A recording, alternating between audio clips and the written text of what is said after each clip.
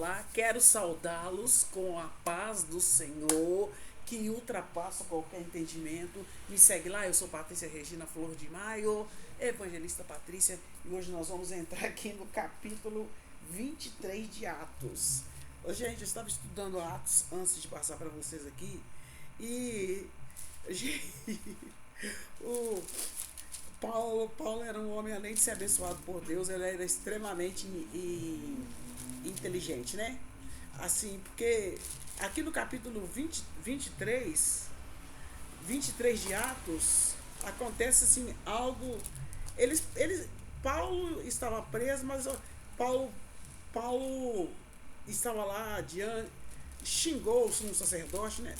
Não era nem para existir mais sumo sacerdote, porque o sumo sacerdote, para mim, sumo sacerdote encerrou ali em Cristo. Jesus é o nosso sumo sacerdote, né? Mas como o judaísmo não aceitou Jesus como rei, como salvador, então eles, tra, eles estavam tratando, eles estavam usando a lei, debaixo da lei, né? Aqui no capítulo 23 de Atos, vai deixando já o seu comentário aí, deixa o seu like, como que é bom, né? Estar aí com vocês. Aqui no capítulo 23, nós sabemos no capítulo anterior, Paulo apresentou a sua defesa. E aqui, Paulo agora está diante do sinédrio. Está diante de um, como se diz, de um tribunal. E aqui encerra no capítulo 22, encerra respondeu, né, o tribuno: eu com grande soma de dinheiro alcancei esse direito de cidadão, e você é cidadão, e você é cidadão romano desde o nascimento, né? Então o comandante ficou impressionado.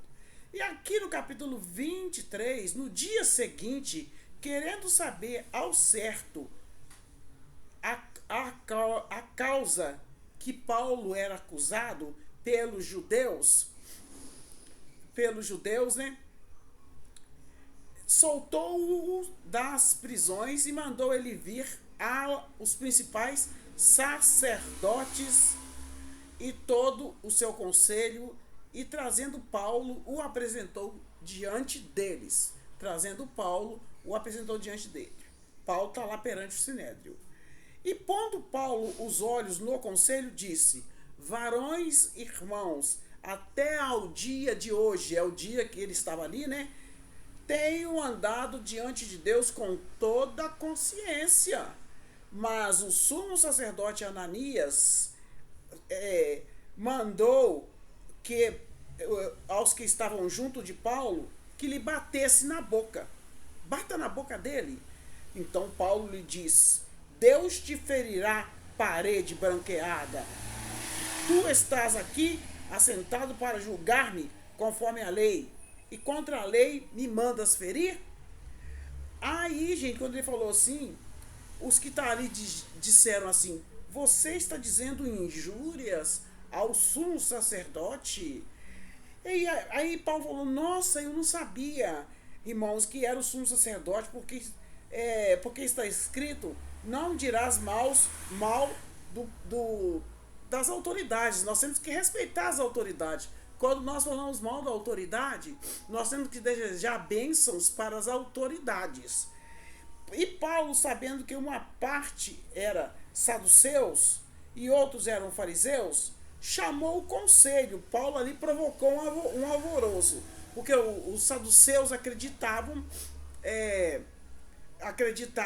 em uma coisa e os fariseus em outra. Então Paulo, sabendo disso, né, Paulo, muito esperto, sabendo que uma parte era dos saduceus e outra dos fariseus, clamou ao conselho: varões irmãos, eu sou fariseu, filho de fariseus, no tocante à esperança e ressurreição dos mortos sou julgado. Porque os fariseus acreditavam na morte e na ressurreição, mas os saduceus não acreditavam. Então, gente, quando ele falou assim, e havendo dito isso, houve uma confusão entre os fariseus e os saduceus, e que a multidão se dividiu e eles até esqueceram de Paulo. Olha a esperteza de Paulo. E havendo dito isso, né?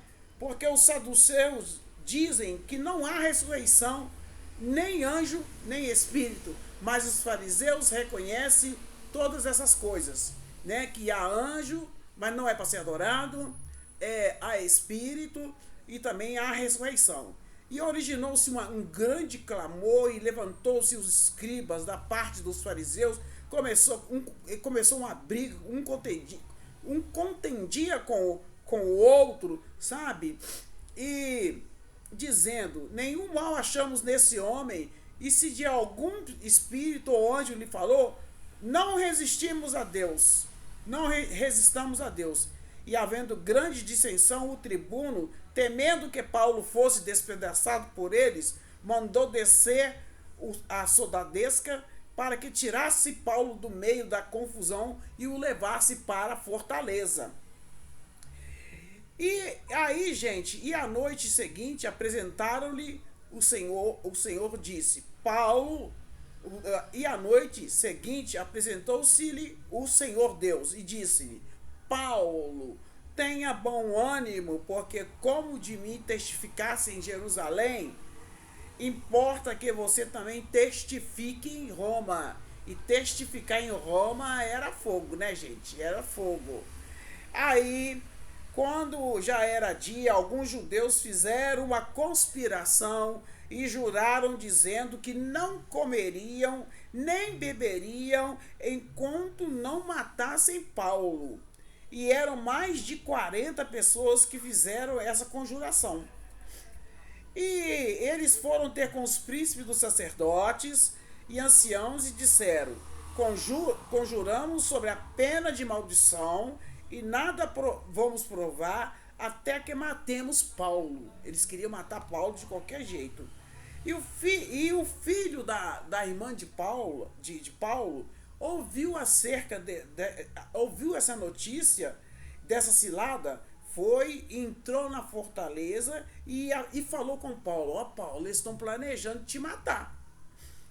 E disse ele, os judeus se concertaram, rogam-te que amanhã leves Paulo ao conselho, como tendo de inquirir dele mais alguma coisa ao certo, mas tu não os creiais, porque mais de 40 homens, dentre eles, andam armando cilada, os quais se obrigaram sobre a pena de maldição e não comer, eles falaram que não iam comer nem beber até matar Paulo. Então o tribuno despediu o jovem Paulo, mandando que ninguém dissesse que lhe havia contado aquilo. Se chamando 2 centuriões, lhe disse, aprontai-o para as 3 horas da noite 200 soldados e 70 cavalos e 200 lanceiros para irem até Cesareia, e aparelhai cavalgaduras para que, pondo nelas a Paulo, o leve salvo ao governador Félix. E escreveu uma carta que tinha assim, Cláudio Lísias a Félix, potentíssimo governador, saúde.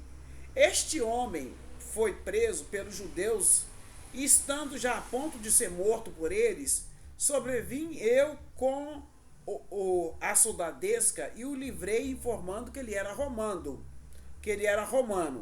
Querendo saber a causa por que o acusavam, o levei ao conselho e achei que acusavam de algumas questões da sua lei, mas que nenhum crime havia nele digno de morte ou prisão. Ei, Pai do Senhor, Silvana, Deus te abençoe. Graças a Deus você está aí, né? Estava te esperando. Aí,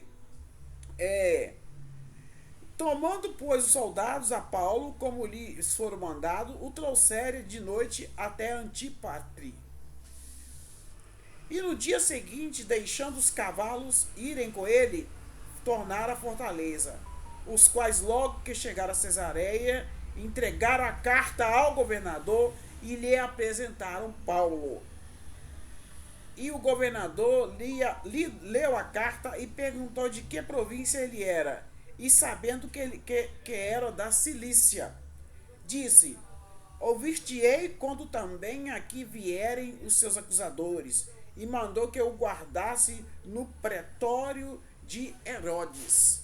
Então, assim um capítulo completa o outro, né?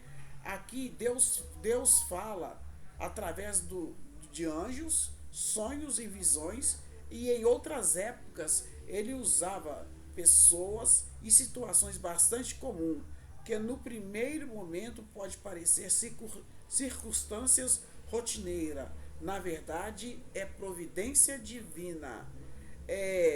E Félix, ele era governador da Judéia, né? E, e aí ele mandou uma carta, né? Ele mandou uma carta, como é que é? E Cláudio Lísia escreveu a Félix. Ele era governador da Judéia. Uma introdução adequada, porém, manipulada em contrapartida, a introdução de Paulo é educada mais direta. Então, aqui no 23, no capítulo 23, quando Paulo chamou o sumo sacerdote de parede branqueada, eu falei assim, eu pensei, o que significa aparência nova e limpa, né? Mais corrompida no interior? Talvez seja a reação de Paulo, que Paulo tinha sido inadequada. Mas até mesmo Jesus defendeu seus direitos legais.